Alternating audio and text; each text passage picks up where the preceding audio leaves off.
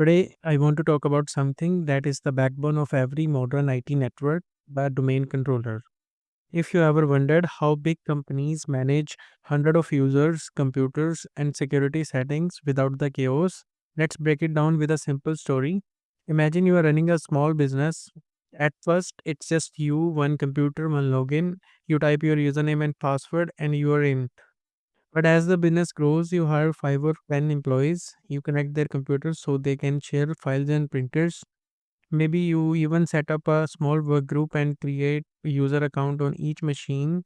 It's still manageable at this point, but then the company keeps growing.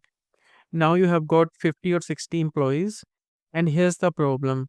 Every time someone new joins, you or your IT admin have to create their account on every single computer they need. When someone leaves, the same thing happens in reverse. You have got to remove their account from all the machines. Even changing a password or updating a security setting becomes a nightmare because you have to repeat it dozen of times. This is time consuming, difficult to track, and prone to errors. This is exactly why domain controller exists. A domain controller acts as the central authority for your network. Instead of managing account on each individual computer, all accounts, passwords, and permissions are stored and managed in one place on the server. When you create a new user account on the domain controller, it immediately works on every computer that's part of the domain.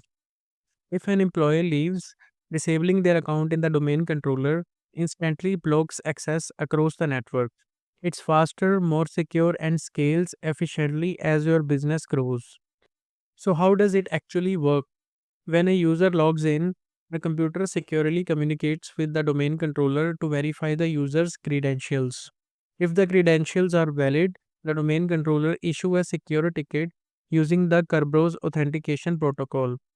This ticket allows the user to access files, printers, and applications without having to log in again for each resource. The domain controller also uses LDAP, the lightweight directory access protocol, to search and retrieve information about users, groups, and devices in the network. Additionally, it can enforce group policies.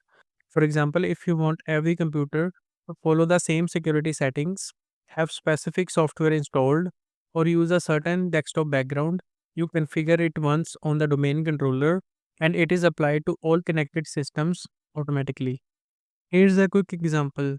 Sarah joins the company. The IT admin creates her profile on the domain controller. When Sarah logs into her laptop, her login request goes to the domain controller. It checks the database, confirm her identity, and give her a Kerberos ticket. Now she can access the company drive, printers, and apps without any extra logins.